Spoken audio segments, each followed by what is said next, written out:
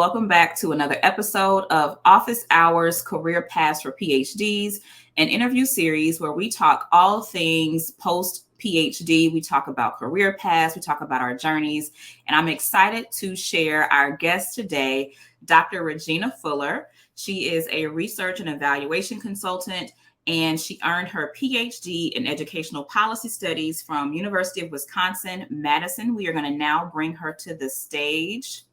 Dr. Fuller. Hi, thanks, Jasmin. Thanks for having me. No problem. Thank you so much for joining. So I have to always kind of give the audience just a bit of background about how we connected. I think we found each other on LinkedIn. I feel like I find everybody on LinkedIn. And we had a call, which led to more calls and more emails. So, of course, it was only right for you to join us on Office Hours. And before we jump into all the career paths and the journey, just kind of tell me a bit about yourself. Yeah. Hi, everyone. So, Regina Fuller.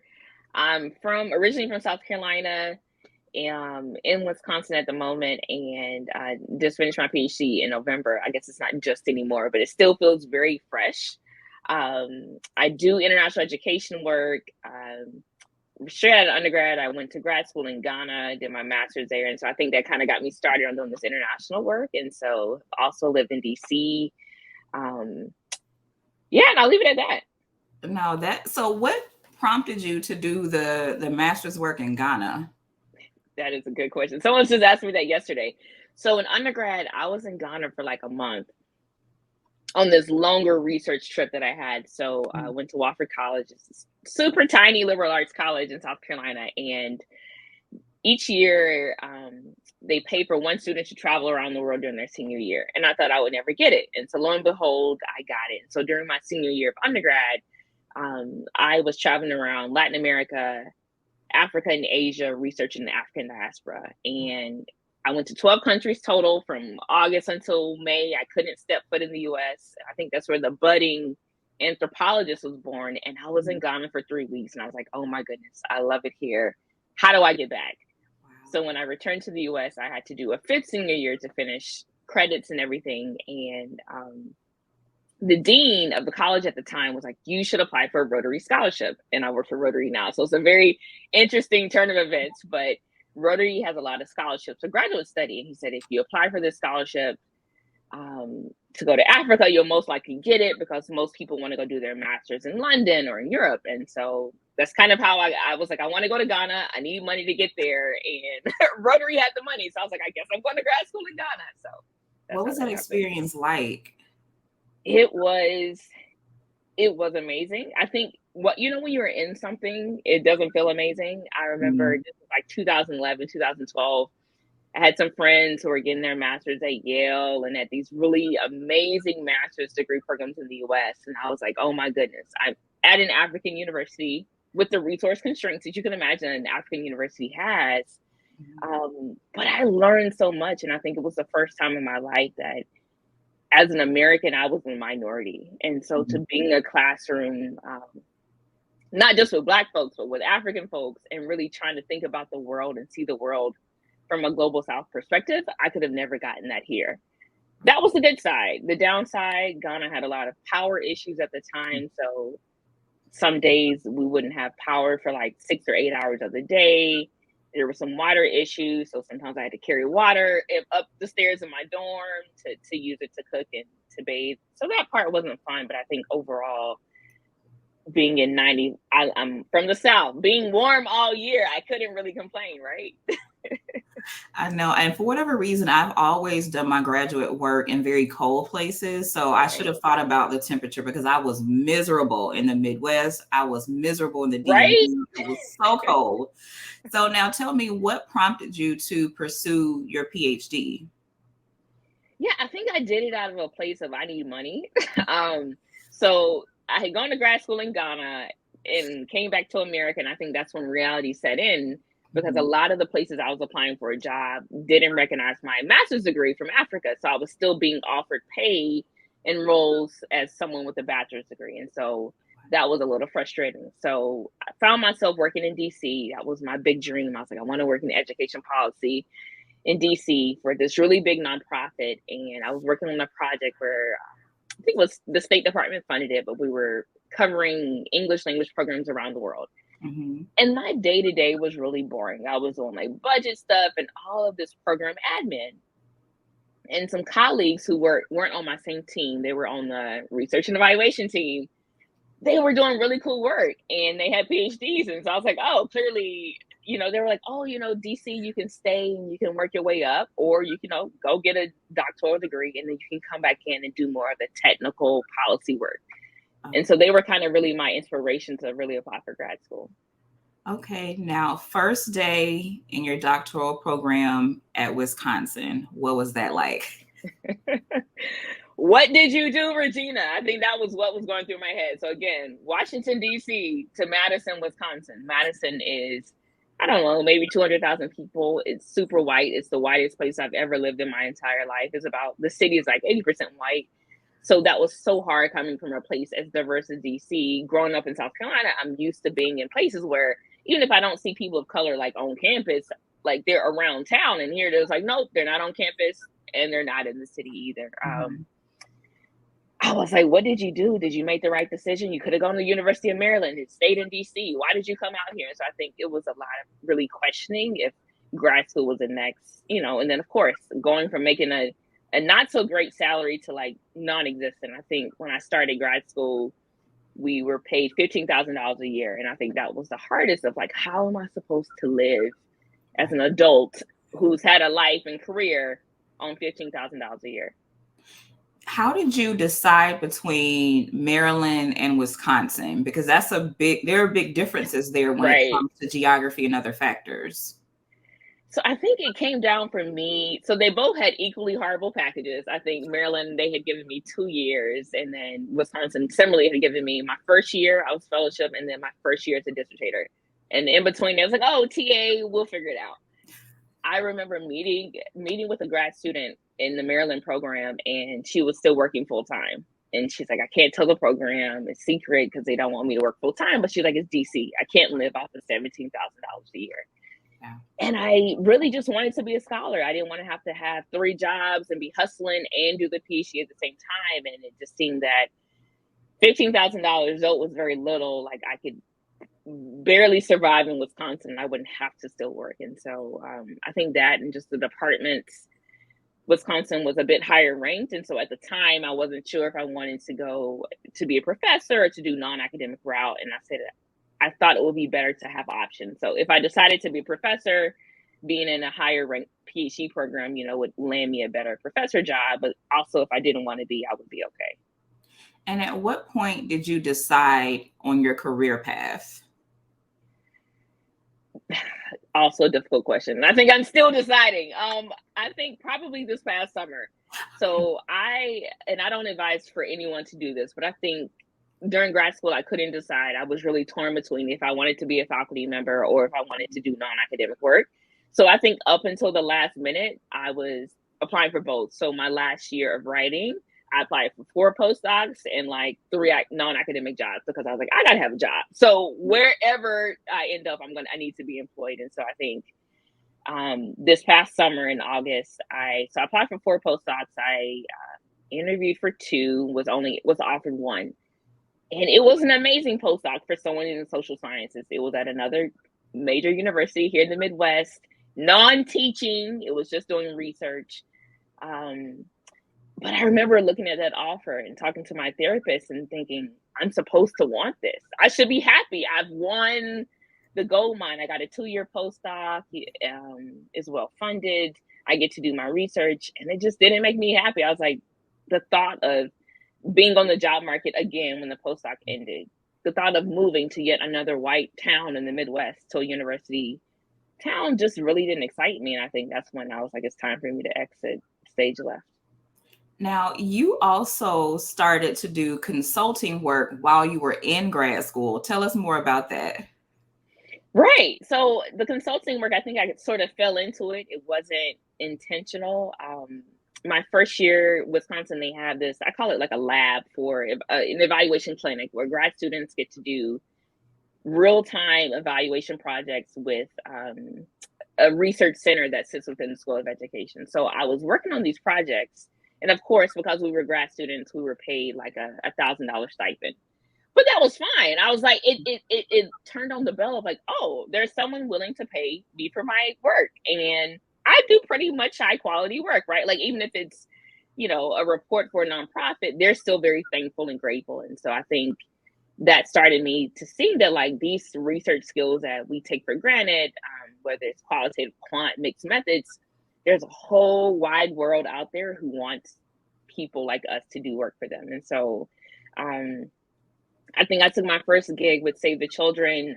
My department actually had a partnership with Save the Children, which is this big international non-governmental organization. And they wanted education PhD students to do work with them over the summer. So I did some work with them in Rwanda, did an evaluation of, I think, 4 early childhood education programs. I think I interviewed like 200 people within a 6-week time, which when I say it out loud now sounds absolutely ridiculous. And it was.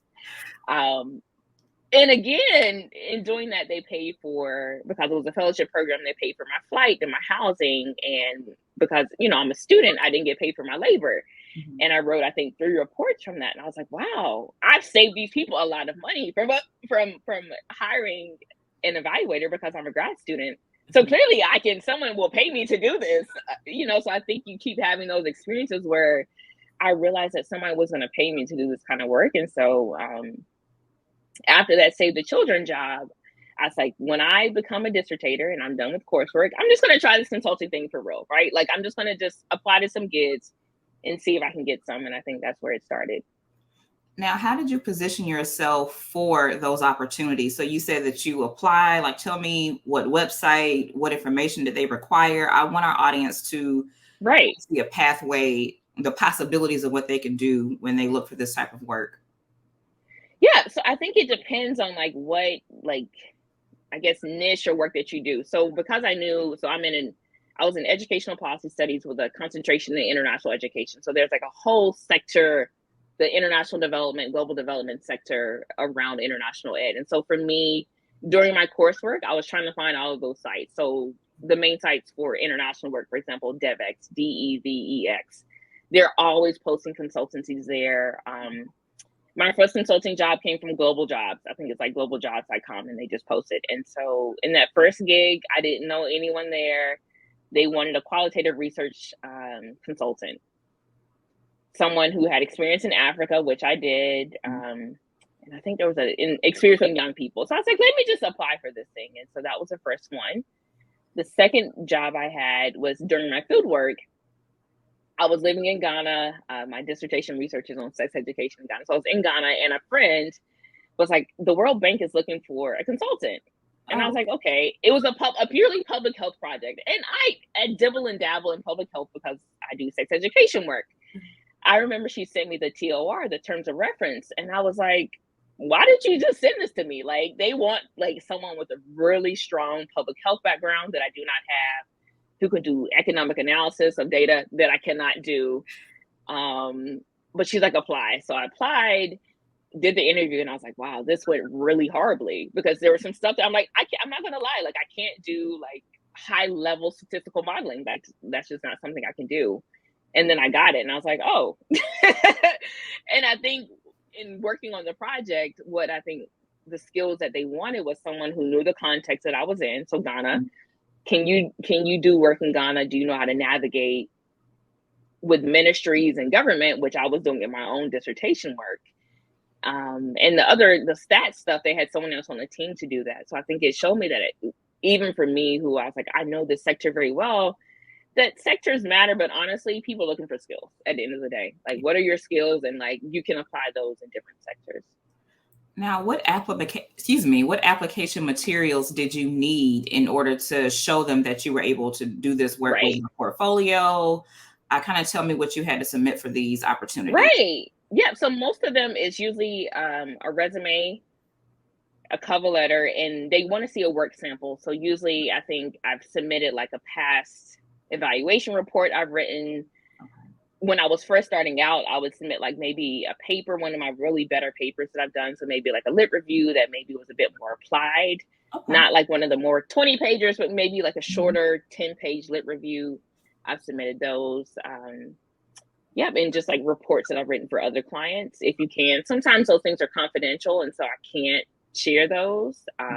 But recently, I think something I've learned that I try to tell other PhD students is turn your dissertation into a report, right? Like I have this 3-pager on my dissertation, which it's cute. It talks about my methods. It talks about the policy findings, so not my big theoretical, but like what would someone who's in the Ministry of Education in Ghana, what would they want to know? And so I've done that as well because I completely own that. So I can always share that. Whereas if it's a client's work, I can't necessarily always share that with someone else. We may have to have you back to kind of give us a workshop on how to do that, because that's one thing that I know for me, my first job, they asked for evidence or portfolio of work. Right. And I was like, all I have is my defense debt, girl. Here.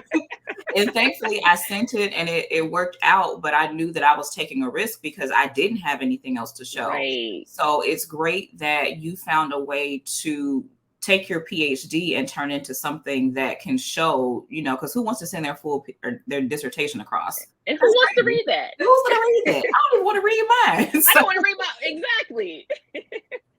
Okay, so once you get to the point where you have graduated, tell me what were your next steps when it came to looking for a job? Right. So I actually started my job 3 months before I defended, which I'm not sure I necessarily advise people to do. Okay. But it is what it was. It got to a point where, you know, you're looking for jobs and the perfect job comes up and you're just like, I don't want to say perfect job, but a job you really like comes up and you're like, I could wait until I'm actually defended, or I can just go ahead and apply. And so I was planning to defend in August, but I eventually defended in November. So beginning of May, every week, one application had to be out of the door. And so I would say that the way I started was not the best way. So I was like, oh, I do education work. So I was applying to any education job, which I think is a really bad idea. I think people should not niche down, but really find like within a sector, what's the one role that you want? And so I knew I wanted to work in philanthropy. So I was applying. I knew I wanted to work in philanthropy. I also knew I wanted to work for a research firm. So I was applying for education jobs, like program officer roles at foundations, and also like research firms like American Institutes for Research. I'm trying to think of other ones that are similar like that. NORC, what does NORC stand for? It's at the University of Chicago. And so those are kind of two very different types of roles and resumes and cover letters. And so I think I was doing double the work because one, a program officer role is more of, can you manage a grant portfolio? Whereas a researcher officer roles are like, can you do research? Can you write? Can you get grants and funding? And so I was just kind of applying for everything because I was like, I need a job. And after I was getting all of these interviews, Jasmin, I was so frustrated, but not getting any offers. And I was like, clearly something is wrong. Because I can get an interview, I can write a cover letter, but why can't I get an offer? People should love me. They should want me, right? I'm amazing. Right. And so I think I was just reading some articles and like, why aren't getting offers? And I realized that I was hiding myself, I think, and hiding like the unique values I bring. And so I do international education work. Yes, I can do some domestic work, but that's just not where my experience is and where my passion is. And so I think when I was applying for some of those roles that were focused only on U.S. education, for example, I was kind of underqualified and they were confused. They're like, you do work in Africa and Latin America. You don't do work around U.S. public education. Right. And so I was trying to, I guess, hide some of the things that make me so unique, right? They're like, oh, you did your master's degree in Ghana. That's great. But like, that may not be relevant for this particular role. And so I think I was kind of trying to fit myself. I was a triangle trying to fit into like a circle hole instead of trying to find those triangle roles. Yeah. Okay. Now, about how long were you on the job market before you landed? So you mentioned that you got the job 3 months before you defended. How long did it take you to land that job? Yeah, so May, June, July, August, 4 months. So started in May, and then landed this role in August. I also had 2 offers at the same time, which has never happened to me before in life. And you know, you read on these like career blogs of like, yeah, you have multiple offers. I'm like, y'all, I'm just trying to get one, right? Like 2 job offers. And so I think that when I did the switch of trying to apply for everything in the education realm versus what are the roles that require me to have language experience that want someone who has international experience, that's when I started to see, like, I think a change in the tide and the wave. Okay. And then tell me, now that you are working full-time in research and evaluation, and you're also doing consulting in this space, what exactly is research and evaluation for those who may not know? Yeah. Oh, that's a hard one. So I would say research and evaluation for in the nonprofit space usually is someone has a program, and I'm going to say some education program, and they want to know, is it working? So let's say we're doing a teacher training program in Guatemala because the language levels are really low, right? Reading levels are low. So they usually either hire an outside firm to come in and tell them, okay, so we did this really great teacher training program, teacher professional development in Guatemala. Is it working? Are students learning more now? Do the teachers like it? How is the program implementation? So the researcher and or the evaluator, they come in, they do usually interviews, focus group discussions, probably some stats work too, to answer the question of, is this intervention working and under what conditions? And so that's usually in the space that I work in. Again, in the education space, I was on this really cool project last year so I work full time and I also still consult. Mm-hmm. And it was evaluating a gender education project in Indonesia. And so they were trying to teach basically adolescent girls and boys, like especially boys. So like, how do we respect young girls and, menstruation? That's the time when menstruation happens. How can we reduce some of the taboos that are happening around menstruation? So it was a really cool project. I didn't do the interviews, but I helped to analyze them and to put them together for the program. What would you say are some major differences between your academic research and then research for like industry research and evaluation? Right. I think one of the main things I think is language. Like, so really making sure that the language is very like simple and easy to digest. So in my current role, I work for Rotary International, which we're a membership-based organization. So Rotary members are in all walks of life, right? They're not technical experts. So while I have all this amazing and great knowledge about education, if I write a memo as if I'm writing to other education experts or other PhDs, there's going to be a lot that's lost. So really making sure that information is a lot more digestible, and I would say actionable. So not just, this is what I found, great. So the Guatemala teacher training program didn't work. Okay, then what's the recommendation or how can we improve it? So I think there's always that like policy and practice implication that we don't necessarily do a good job of in the academy, of like, oh, we have all these great findings and we theorize, but not necessarily saying, okay, like, well, how can we make that change? That's one thing I found with commercial research is less about justifying how you did it, right, and more about, okay, so what does it mean? Like, what do we do next? And I would encourage everyone, even when it comes to your dissertation, being able to, if you're about to defend, of course, talk to your methods and all of that, because that's important, but being able to say, what does it mean? That helps to just kind of really show that you understand and you're thinking about the future directions of your research and that you truly understand the impact of your work. But even for people who are wanting to transition into industry work, most times I've even had situations where we put together a report and the direction we get is they're only going to read one slide. That's it. And I'm like, what? All this work. All this work for one slide. And so having to tighten it where you don't have 12-point font and 15 paragraphs on one slide, but being able to write in a way that you can make it actionable, but it's still brief and people can get the high level insights. That's, I think, the most challenging thing, but it's also kind of fun because it forces your brain to think in a different way. And it kind of cuts through all the extra layers of language and words that we would add on top of it just to get to, this is what we're trying to say. This is how you do it. And this is how you move forward.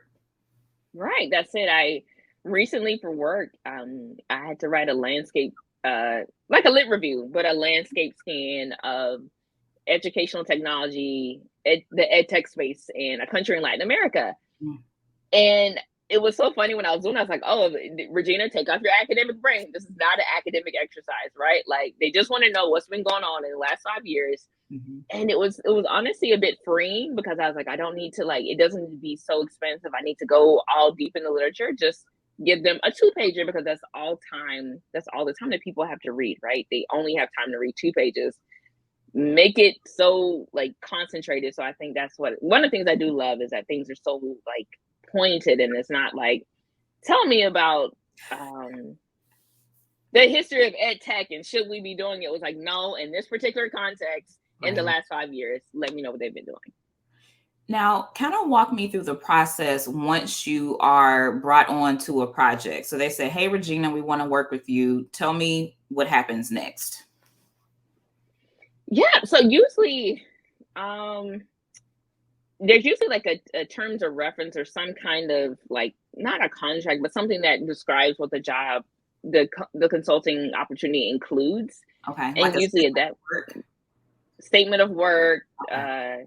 Statement of work, TOR, terms of reference. Mm-hmm. And usually, sometimes it's a negotiation. So because I do work full time, I'm always, some I can't take on every single project, and so sometimes I'm like, can we tone this down a little bit, Mm-hmm. or I'm willing to do this, or you haven't thought about this. And so I find that usually people are flexible, Okay. especially when they want your expertise. And so on this particular project that I worked on, in Indonesia, it was a whole quant team, and I was a qualitative expert, which means I had the upper hand, right? So I was like, nope, we're not doing this, we're doing that. And they really listened to me. And I think, to me, that's, at this stage, those are the types of projects that I want to be on, where my voice is valued. And I was on a different project in Ghana where also I was the qual person. That tends to be usually where people hire me, as we need a qual person. And there's a quant team, and they respected me, but I don't think they took my feedback as much as this current project did. Okay.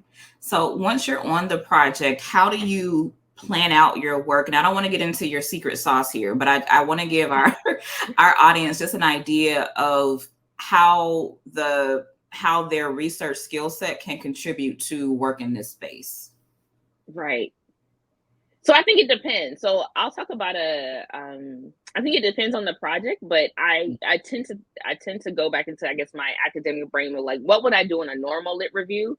Like, if I'm doing a lit review for my own research, and then kind of truncating that list. So I was on a project team last year for a foundation, and they wanted us to write, like, a paper on, like, adolescents and gender during the pandemic. And so, which is a huge topic, right? And so I think part of our work as a team, and even me as a researcher, was like, I can't research such a broad topic, so how can I refine that? And so, whether it's more of like a lit review project or more like a qual research project, really trying to define those research questions, right? That's like research 101. What are we trying to do?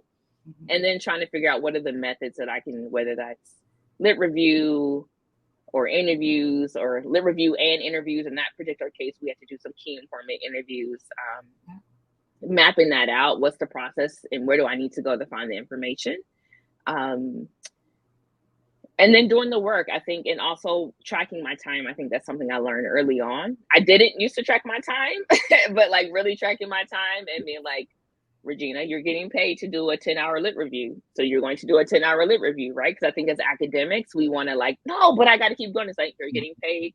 You have 20 hours of work for this particular part of the project. So what can you do within 20 hours? So making sure your work plan is in alignment with your contract. That's consulting 101, because you don't want to give people your time for free.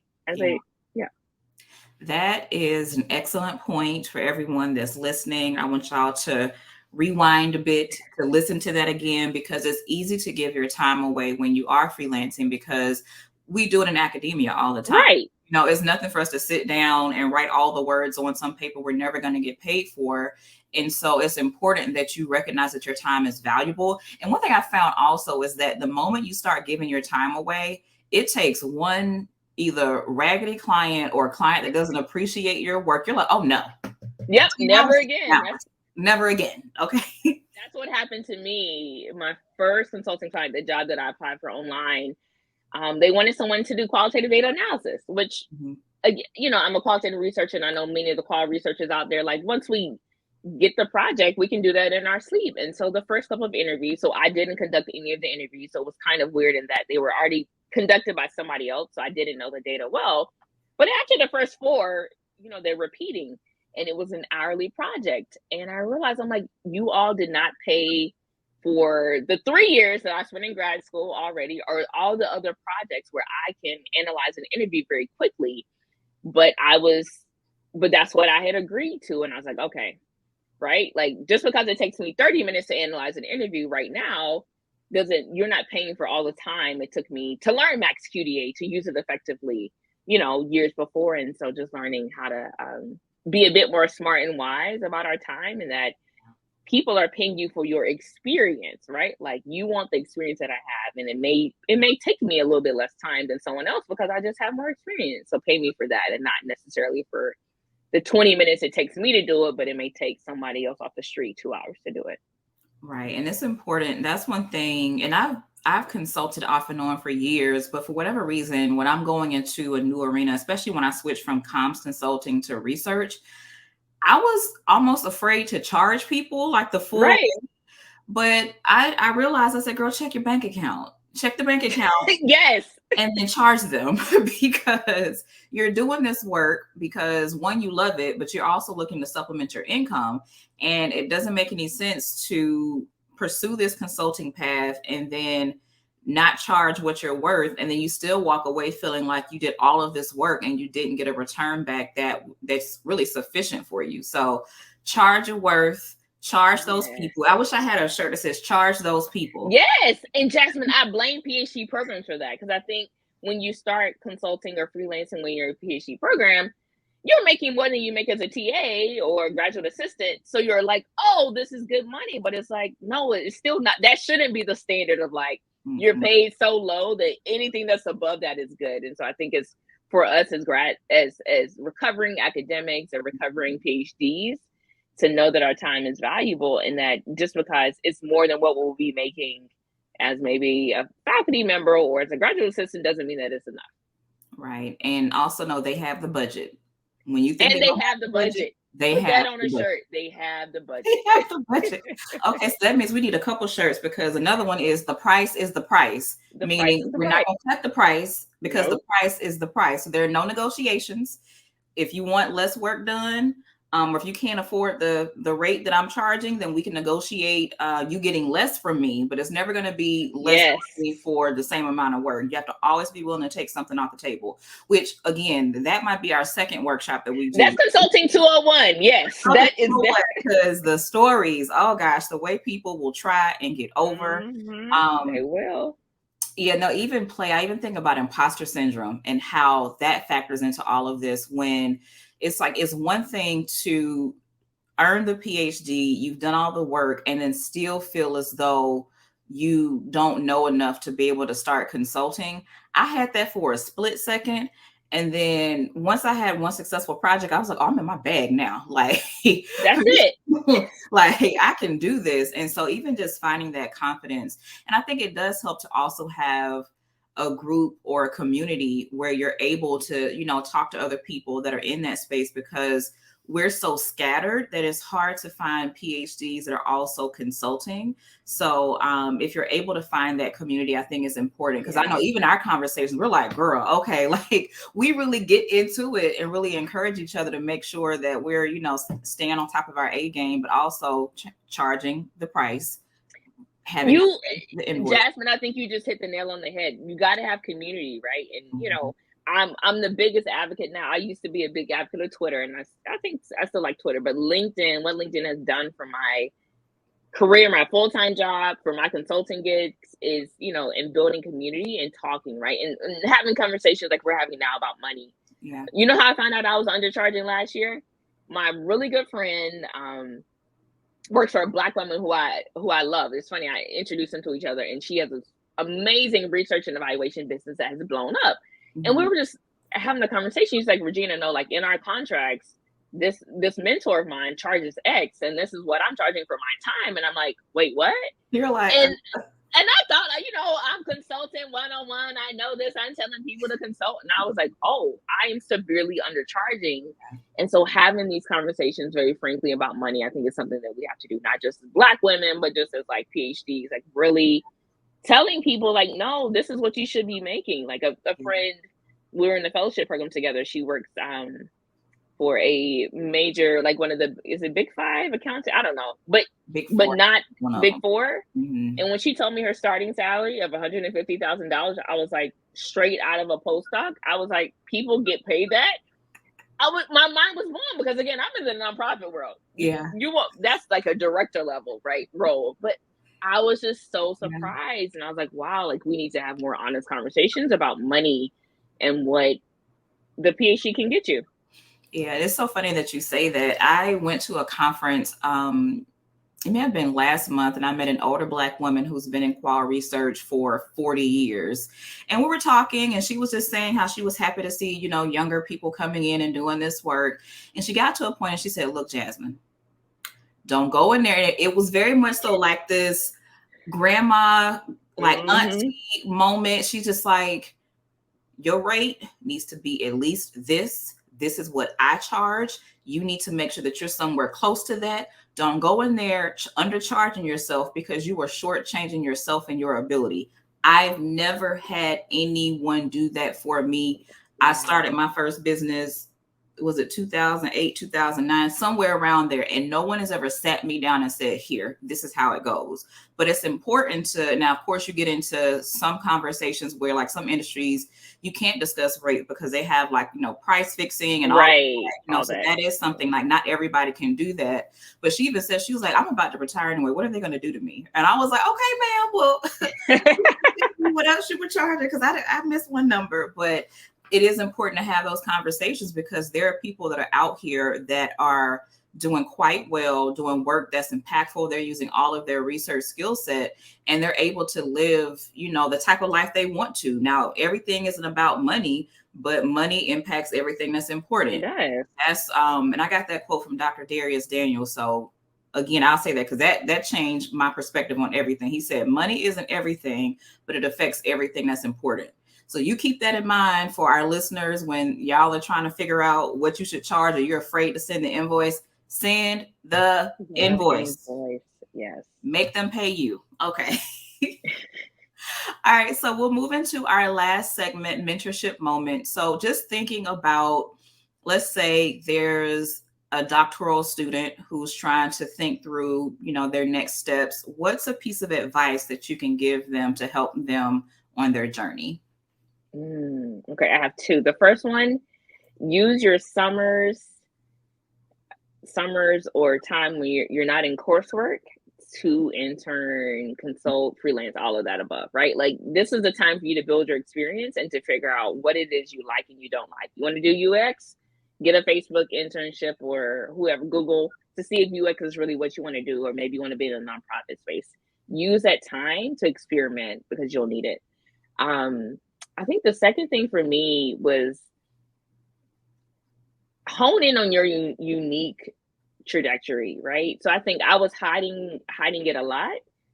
And once I stopped hiding it, I think I was really attracting roles that were in alignment with what I want to do. So my undergrad degrees in Spanish. I lived in Latin America. Y'all know I did my master's in Ghana. So I want to do work in Latin America and Africa. So I need to find somebody who wants somebody who speaks Spanish, but also wants someone who has experience on the continent. And so once I kind of like, this is my unique value add to the world or to roles, that really helped me to find that niche. So if you have a non-traditional background, don't hide from it. I think that's what I was doing. Like, let it shine because you're bringing something so new and spectacular that no one else can. And employers want that. Like I didn't talk about my PhD a lot in my interviews. I mean, they knew I was in grad school. And now knowing my boss, who I love, it's like, that was one of the main selling points. They're like, you have something that no one else on our team has, right? Like, we love that you have a research and evaluation background because I'm in a more technical role. I'm not on the research and eval team at work. And I was like, oh, this was actually a selling point. I thought it would be a detracting, but they're like, no, we want someone who has a bit of that because we want to build our monitoring and evaluation systems. And so we love that. And so I think you'll be surprised at how the PhD is actually an asset in some industries. I know people are always like, oh, you hide it or don't put it on your resume. But I'm like, no, show up in your full self. Like, there's no need to hide. Well, this has been amazing, Dr. Fuller. I am inspired. I wish I had spent Thank my you. undergraduate years abroad, but I was just trying to survive, just trying to survive. Right? Thank you so much for joining me today. Thank you to our audience. Make sure that you like, comment, subscribe, and also share this video with a PhD that you love.